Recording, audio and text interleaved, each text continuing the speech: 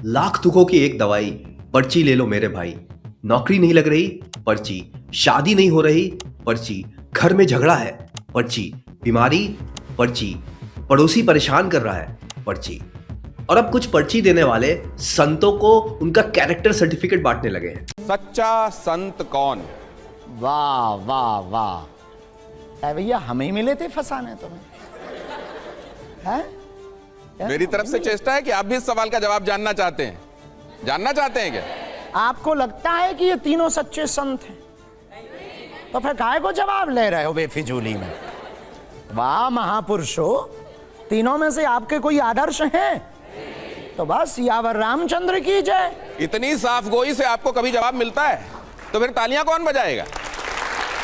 कौन सच्चा संत है और कौन नहीं, किसकी वजह से लोगों के जीवन पर असर पड़ा और किसकी वजह से नहीं, इसका भी व्यापार शुरू कर दिया है। तो आइए ऐसी पर्ची वालों का आज पूरा का पूरा रिपोर्ट कार्ड देखते हैं इस वीडियो में।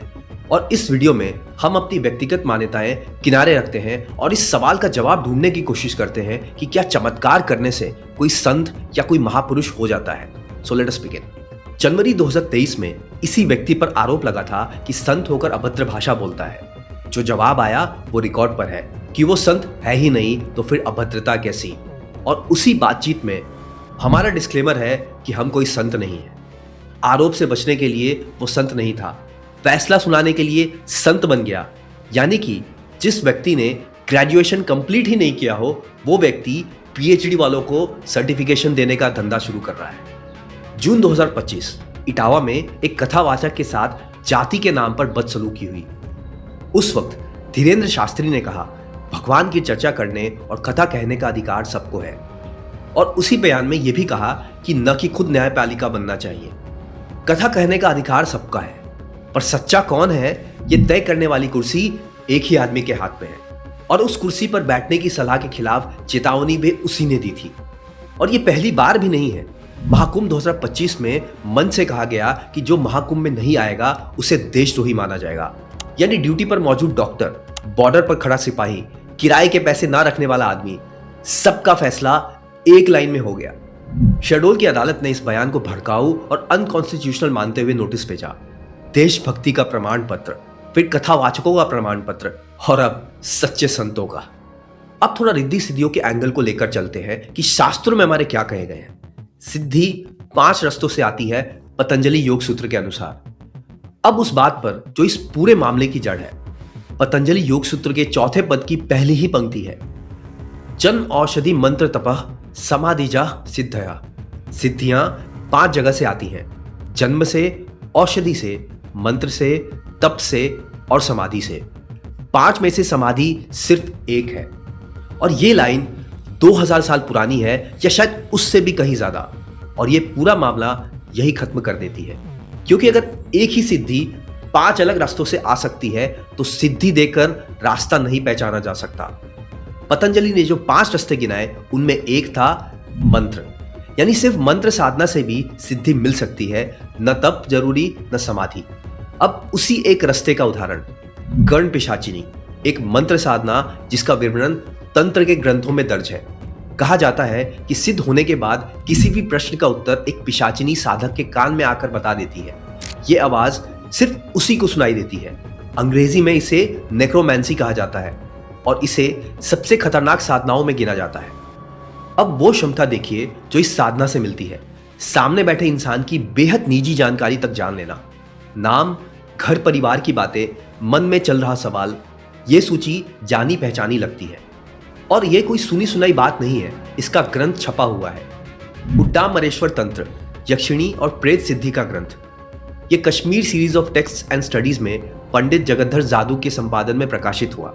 इसमें 36 ऐसे प्राणियों के मंत्र दर्ज हैं जिनकी सहायता मांगकर शक्तियां प्राप्त की जा सकती हैं। और इन्हें दर्ज करने वालों में एक अंग्रेज भी था, sir John Woodroffe, Kolkata high court के चीफ जस्टिस।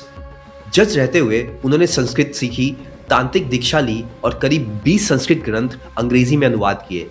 अपने असली नाम से नहीं, छद्म नाम रखा आर्थर एवलॉन, क्योंकि एक बैठे हुए ब्रिटिश जज का तंत्र से जुड़ा दिखना उनका करियर खत्म कर सकता था।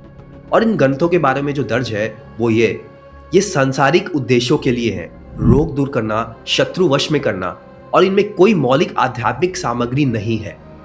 यानी ये रास्ता कल्पना नहीं है, छपा हुआ है और खुद इसके विवरण में सांसारिक बताया गया है।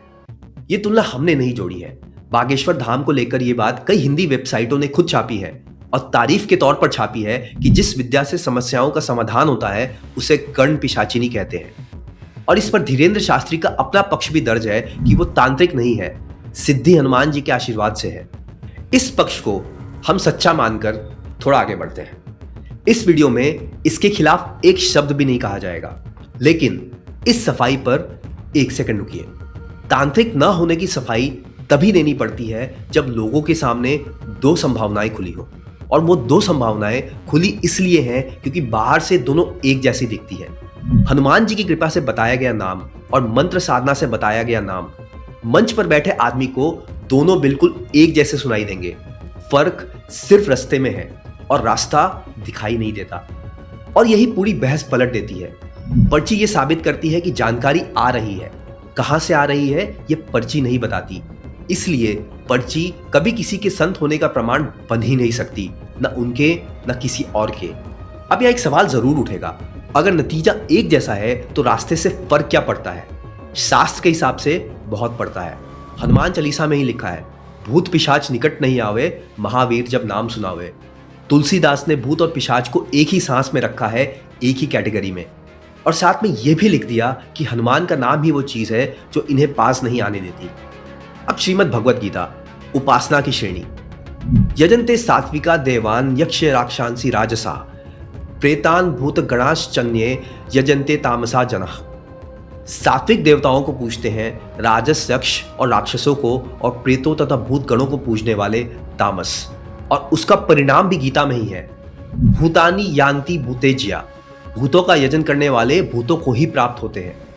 तो जो बात लोक में कही जाती है कि ऐसी सिद्धि वाले को वो अपने साथ ले जाती है, वो कि गांव की कहानी नहीं है, वो गीता के 9वें अध्याय में लिखी है। शास्त्र सिर्फ ये नहीं कहता कि वो रास्ता अलग है, शास्त्र के अनुसार वो रास्ता गलत है। वो कहता है कि मंजिल गलत है, और इसलिए ये सवाल मायने रखता है कि सिद्धि आई कहां से, क्योंकि बाहर से दोनों एक जैसी दिखती है और अंदर से दोनों एक जगह नहीं ले जाती। रामायण इस सवाल का जवाब पहले दे चुकी है, और ये बात हमारे अपने ग्रंथ पहले कह चुके हैं। रामायण में कालनेमी नाम का एक राक्षस है। लक्ष्मण के लिए संजीवनी ले जा रहे हनुमान को रोकने के लिए रावण ने उसे भेजा था। उसके पास असली शक्ति थी। माया से उसने रास्ते में पूरा आश्रम खड़ा कर दिया, सरोवर बना दिया और साधु का वेश धारण कर लिया। हनुमान वहां रुके भी। भेद तब खुला जब सरोवर की मगरी ने मरते समय बताया कि वहां बैठा व्यक्ति मुनि नहीं, मायावी राक्षस है। ध्यान देने वाली बात यह है कि कालनेमी की शक्ति नकली नहीं थी। आश्रम असली दिख रहा था, वेश असली दिख रहा था। वो पकड़ा गया अपने काम से, अपनी शक्ति से नहीं। ये कोई भूली हुई कथा भी नहीं है। जुलाई 2025 में उत्तराखंड के नकली साधुओं के खिलाफ जो अभियान चलाया, उसका नाम भी यही रखा गया। और सबसे बड़ा उदाहरण रावण है, शिव का परम भक्त, वेदों का ज्ञाता, महान तपस्वी, सिद्धियों का स्वामी, शक्ति के हर पैमाने पर पूरा, संत फिर भी नहीं। अब इसके ठीक उलट, हनुमान चालीसा, अष्ट सिद्धि 9 निधि के दाता, अस पर दीन जानकी माता, 8 सिद्धियां, सबसे ज्यादा शक्ति। और तुलसीदास ने अगली ही पंक्ति में लिखा, राम रसायन तुमरे पासा, सदा रहो रघुपति के दासा। एक पंक्ति में शक्ति, अगले पंक्ति में सेवा, पूजा दूसरी वालों की होती है। अब देखते हैं कि आखिर पर्ची में शक्ति कितनी है। अयोध्या में चढ़ावा चोरी का मामला उठा तो सवाल पूछा गया कि पर्ची से पहले क्यों नहीं पता चला। जवाब ये था, हम 24 घंटे शक्तियों के संपर्क में नहीं रहते। तो हम 24 घंटे शक्तियों के संपर्क में नहीं रहते। साथ में ये भी कि ऐसी कोई शक्ति नहीं है जो लगातार बताती रहे कि कहाँ भूकंप आने वाला है, कहाँ ट्रेन दुर्घटना होने वाली है। ना हमारे पास ऐसी कोई शक्ति है कि 24 घंटे ही बताती रहे कि हाँ भाई अब तुरंत न्यूज पे बयान दे दो, वहां पे भूकंप आने वाला है महाराष्ट्र में, अब बयान दे दो कि ट्रेन एक्सीडेंट होने वाली है, हवाई जहाज क्रैश होने वाली है। ये जवाब भी हम पूरा मान लेते हैं। शक्ति की एक विधि है, कोई आदमी आता है, सामने बैठता है, प्रश्न रखता है, जवाब मिलता है। लेकिन इस जवाब में शक्ति की सीमाएं खुद तय कर दी गई। 24 घंटे नहीं चलती, भूकंप की चेतावनी के लिए नहीं चलती, चोरी पकड़ने के लिए नहीं चलती, सामने वाले का खुद आना जरूरी है। जिस संत को सच्चा नहीं घोषित किया गया, वो ना सामने बैठा था, ना उससे कोई प्रश्न किया गया, ना उसके हिस्ट्री को एनालाइज किया, ना उसके सोसाइटी के कंट्रीब्यूशन को देखा गया। फिर भी फैसला आ गया। शक्ति के लिए सीमाएं हैं, दूसरे पर फैसला सुनाने के लिए कोई नहीं, ना कोई क्वालिफिकेशन रिक्वायर्ड। और एक बात और जो 2023 में खुद कह गई थी, हम इस बात का दावा नहीं करते कि हम कोई समस्या दूर कर रहे हैं। समस्या दूर करने का दावा नहीं है, दूसरों के जीवन पर असर नापने का दावा है। गीता में वाणी के तप की परिभाषा है अनुद्वेगकरम वाक्यम सत्यम प्रिय हितम चयत।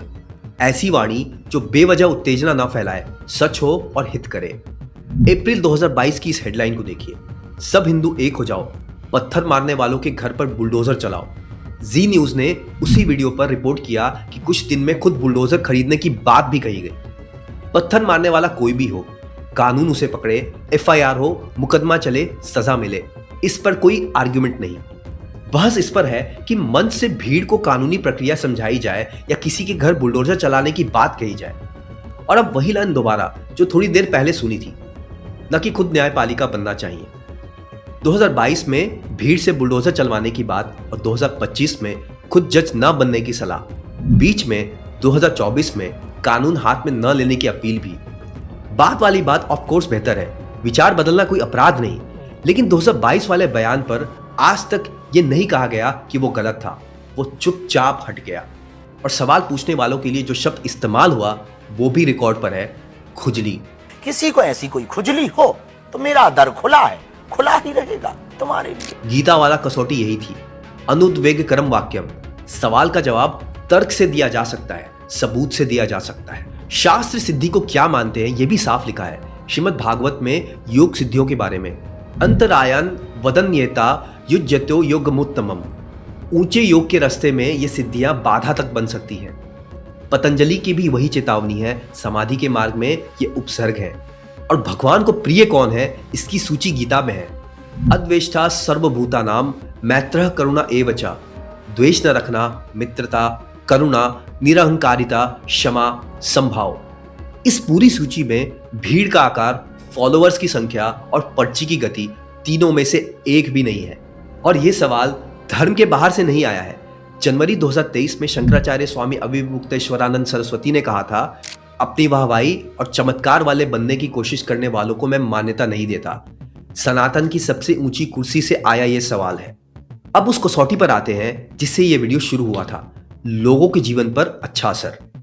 एक उपलब्ध वीडियो में चौथे स्टेज के कैंसर से पीड़ित महिला के लिए गोमूत्र और हल्दी का उपाय बताते हुए कहा गया कि लाभ 100% होगा। आप अपने घर पर जो है 11 दिन की अखंड ज्योति जलाएं, 50 ग्राम देसी गाय के गोमूत्र में 2 खड़ी हल्दी की गांठ पीस करके मिला करके रोगी को पिलाएं, लाभ 100% होगा। आशीर्वाद। यहां भी हम वही कर रहे हैं जो पूरे वीडियो में किया। कृपा संभव है, मान लिया। सवाल 2 शब्दों पर है, 100%। क्योंकि चौथे स्टेज का परिवार हर शब्द पकड़ता है और आशीर्वाद तथा गारंटी का फर्क भूल सकता है। उस मरीज का आगे क्या हुआ ये रिकॉर्ड पर कहीं नहीं है। साथ में ये कहा गया या नहीं कि इलाज मत छोड़िए, ये भी रिकॉर्ड पर नहीं है। फरवरी 2025 में Bageshwar Dham medical and science research institute की आधारशिला रखी गई। प्रधानमंत्री कार्यालय के अनुसार प्रस्तावित कैंसर हॉस्पिटल में जरूरतमंद मरीजों को मुफ्त इलाज की योजना है। यह अच्छा काम है और इसे गिना जाना चाहिए, लेकिन एक अस्पताल बनाना एक अपने आप में बहुत बड़ा कॉन्ट्रडिक्शन है। और जो व्यक्ति स्पेशलिस्ट डॉक्टर्स वाला अस्पताल बना रहा हो उस पर मंच से 100% कहने की जिम्मेवारी घटती नहीं, बढ़ जाती है। और अब वही सवाल जो दूसरों से पूछा गया था। लाखों लोग हर साल आते हैं और उन्हें कुछ उपाय बताए जाते हैं। उनमें से कितनों का 6 महीने के बाद कोई रिकॉर्ड रखा गया? कितने मरीजों को क्वालिफाइड डॉक्टर्स ने एनालाइज किया? जिनका काम नहीं बना उनकी गिनती कहीं दर्ज है? ये सवाल उन्होंने बनाया था, जवाब भी उनके पास होना चाहिए। और आखिर में वो परिभाषा जो उन्होंने खुद दी। अगस्त 2026 में कहा गया, तन भले ही भगवा ना हो लेकिन मन भगवा होना चाहिए। ये परिभाषा सही है, इससे कोई असहमति नहीं। लेकिन इसी परिभाषा का एक और मतलब है, मन बाहर से नहीं दिखता, उसे जानने के लिए किसी का पूरा जीवन देखना पड़ता है, उसका आचरण, उसकी सेवा, बरसों का व्यवहार। यानी इसी परिभाषा के हिसाब से दूर बैठकर किसी को सच्चा संत नहीं घोषित करना संभव ही नहीं है। ये बात हम नहीं कह रहे, या उसी बयान से निकलता है। तो निष्कर्ष ये है, मान लिया कि सिद्धि असली है, मान लिया कि मन की बात पढ़ ली जाती है, मान लिया कि हर पर्ची सही निकलती है। इस पूरे वीडियो में एक बार भी इस पर सवाल नहीं उठाया गया और फिर भी नतीजा वही रहता है, क्योंकि पतंजलि लिख गए हैं कि सिद्धि 5 रस्तों से आती है, इसलिए सिद्धि किसी के चरित्र का प्रमाण नहीं है। क्योंकि रावण के पास पूरी शक्ति थी और कालनेमी के पास शक्ति भी थी और वेश भी। क्योंकि हनुमान की महिमा 8 सिद्धियों से नहीं, सेवा से बनी। और क्योंकि गीता की सूची में करुणा, क्षमा और निरहंकारिता है, भीड़ और फॉलोअर्स नहीं। चमत्कार से आदमी चमत्कारी बनता है, संत नहीं। और अगर हम श्री रामकृष्ण परमहंस और रमन महर्षि के बात को माने तो फिर रिद्धि सिद्धियां साधन पथ में रुकावट है, सहायक नहीं। अंत में मैं धीरेन्द्र शास्त्री से यही कहना चाहूंगा कि जिस कसौटी से आपने किसी और को यह सर्टिफिकेट दिया कि उनकी वजह से लोगों के जीवन पर अच्छा असर पड़ा या नहीं, वो कसौटी अब पब्लिक है और अब वो सिर्फ एक तरफ नहीं चलेगी। अपना सिलेबस भी सामने रखिए सर, आपका रिकॉर्ड सामने रखिए और फिर उसी कसौटी पर खुद को भी रखिए, क्योंकि जो पैमाना दूसरों के लिए बनाया जाता है वो आपके लिए भी लागू होता है। वीडियो अच्छा लगा हो तो प्लीज लाइक, शेयर, सब्सक्राइब। जल्दी मिलेंगे अगले वीडियो के साथ, तब तक के लिए पीस आउट।